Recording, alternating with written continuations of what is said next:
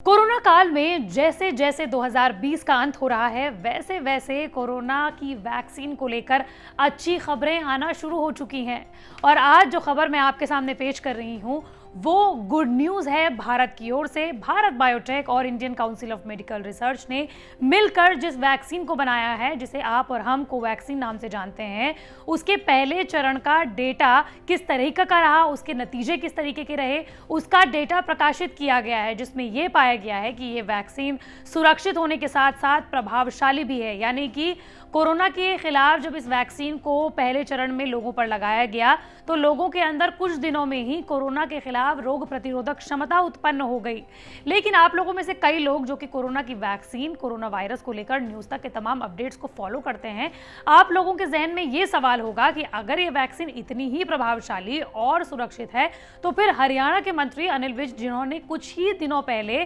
Corona की यही vaccine ली थी, उन्हें कोरोना कैसे हो गया? तो इन तमाम सवालों का जवाब हम आपको इस वीडियो में देंगे। नमस्कार, मैं हूं आपके साथ श्रेया बहुगुणा और आप देख रहे हैं न्यूज़ तक। देखिए, एक विदेशी पोर्टल है और ये मेडिकल पोर्टल है MedIXRV, जिसमें दुनिया के तमाम दवाइयां और वैक्सीन को लेकर डेटा अपलोड होता है, प्रकाशित होता है। और इसी में भारत बायोटेक और Indian council of medical research की बनाई हुई वैक्सीन कोवैक्सीन के पहले चरण का डेटा प्रकाशित किया गया, जिसमें ये बताया गया कि सितंबर में जब पहले चरण का डेटा, जिसमें कि 100 के आसपास के लोगों को वैक्सीन लगाई गई, तब उन तमाम लोगों पर यह वैक्सीन प्रभावशाली भी रही और सुरक्षित भी रही। इस विदेशी पोर्टल में यह भी बताया गया है कि स्वदेशी कोविड-19 वैक्सीन कोवैक्सीन के पहले चरण के क्लिनिकल परीक्षण के अंतिम नतीजों से पता चला है कि सभी आयु वर्ग के समूहों पर इसका कोई गंभीर या प्रतिकूल प्रभाव देखने को नहीं मिला है। न्यूज़ तक के तमाम दर्शक ये बात तो जानते ही हैं कि कोवैक्सीन उन 3 वैक्सीन यानी कि फाइजर और कोविशील्ड के साथ शामिल है जिन्होंने इमरजेंसी अप्रूवल के लिए भारत सरकार के पास आवेदन दिया हुआ है। हालांकि अभी तक इन तीनों में से ही किसी को इमरजेंसी अप्रूवल नहीं दिया गया है, लेकिन ये तमाम कयास लगाए जा रहे हैं कि अगले साल तक भारत को उसकी पहली, दूसरी या तीसरी वैक्सीन मिल सकती है। देखिए, जो पहले चरण का क्लिनिकल ट्रायल हुआ उसमें 11 अस्पतालों में 375 के आसपास के लोगों पर यह परीक्षण किया गया। साथ ही MedIXRV पोर्टल पर उपलब्ध कराए गए नतीजों के मुताबिक इस टीके ने एंटीबॉडी तैयार करने का काम किया। विशेषज्ञों द्वारा औपचारिक रूप से अनुसंधान रिपोर्ट का मूल्यांकन करने से पहले इसे सार्वजनिक तौर पर MedIXRV पोर्टल पर डाला गया। निष्कर्ष के मुताबिक गंभीर असर की एक घटना सामने आई, जिसका टीकाकरण से कोई जुड़ाव नहीं पाया गया।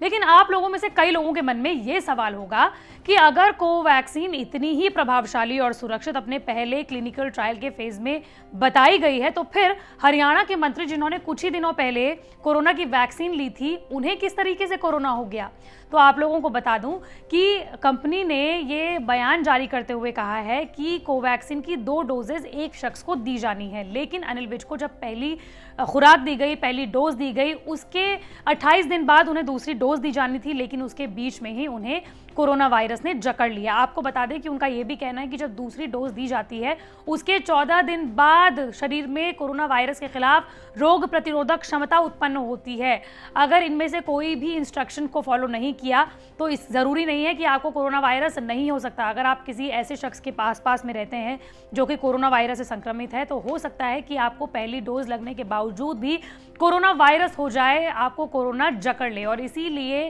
कंपनी ने, यानी कि भारत बायोटेक और Indian council of medical research ने यह साफ साफ कहा है कि कोई भी वैक्सीन जिसमें बताया गया है कि आपको उसकी 1, 2 या 3 या 4 या जितनी भी डोजेस लेनी है, उसके बाद ही वो वैक्सीन आपके शरीर में रोग प्रतिरोधक क्षमता कोरोना वायरस के खिलाफ उत्पन्न कर सकता है। और यही वजह है कि अनिल विज, जो कि हरियाणा के मंत्री हैं, उन्हें कोरोना ने जकड़ लिया। हालांकि न्यूज़ तक ये प्रार्थना करता है कि जल्द से जल्द वो ठीक हो जाएं और कोरोना वायरस से जल्द ही वो मुक्ति पा लें। लेकिन फिलहाल कंपनी का ये कहना है कि अनिल विज को जो कोरोना वायरस हुआ है उसकी वजह यह है कि उनके शरीर ने उस वक्त जब उन्हें कोरोना वायरस हुआ तब तक रोग प्रतिरोधक क्षमता उत्पन्न नहीं की थी। तो हम आशा करते हैं कि वो तमाम सवालों के जवाब आपको मिल गए हों जो कोवैक्सीन और कोरोना वायरस को लेकर आपके मन में थे। और इस तरह के तमाम वीडियोज़ मैं आप तक लाती रहूँगी मंडे टू फ्राइडे। और अगर आपके मन में भी किसी तरीके का सवाल है कोरोना को लेकर या फिर नॉन कोरोना इश्यूज़ को लेकर, तो मुझसे ज़रूर पूछिएगा।